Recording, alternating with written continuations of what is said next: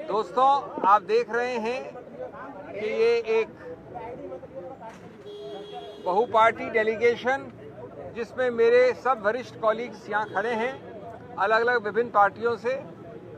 ये तीसरी बार इस चुनाव में मल्टी पार्टी डेलीगेशन गया है चुनाव आयोग। आज हमने 2-3 मुद्दे स्पष्ट रखे उनके सामने। उन्होंने हमें कम समय में समय दिया, इसके लिए हम धन्यवाद करते हैं उनका। सबसे महत्वपूर्ण और अहम मुद्दा ये है कि पोस्टल बैलेट्स ये एक जानी मानी प्रक्रिया है कि चुनाव के परिणाम को एक तरफ से दूसरी तरफ ले जा सकती है। कई बार ऐसा हुआ है कि सभी पार्टियों के बीच में जो फर्क है वोट्स का वो x है, लेकिन पोस्टल बैलेट्स 2x या 3x होते हैं। यानी पोस्टल बैलेट्स निर्णायक सिद्ध होते हैं परिणाम के मामले में।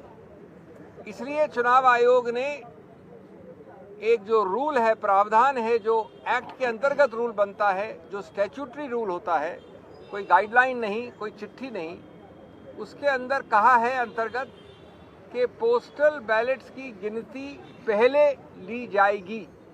यानी ईवीएम की गिनती के पहले पोस्टल बैलेट्स की गिनती ली जाएगी। ये रूल 54A में लिखा है स्पष्ट रूप से। इस बात को कई बार अलग अलग रूप से चिट्ठियों द्वारा और गाइडलाइंस द्वारा चुनाव आयोग ने दोहराया है।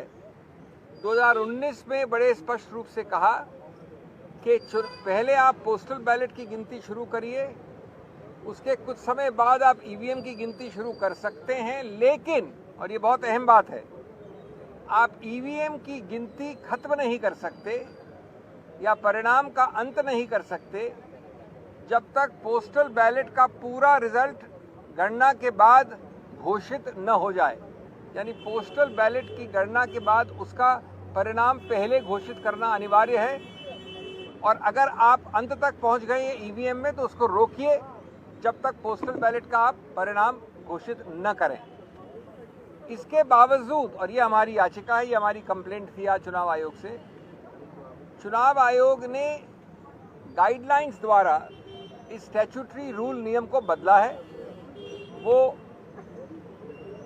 नहीं किया जा सकता कानून में। गाइडलाइंस द्वारा किसी रूल को नहीं बदला जा सकता। उन्होंने गाइडलाइंस द्वारा जो पुरानी गाइडलाइंस थी 2019 वाली, जो मैंने बताई अभी आपको, उसको हटा दिया है, उसको निरस्त कर दिया है। और इसका बड़ा सरल और सीधा परिणाम ये होता है कि ईवीएम की पूरी गणना हो जाए अंत तक, तब तक भी पोस्टल बैलेट की निर्णय की घोषणा करना अनिवार्य नहीं रहा है।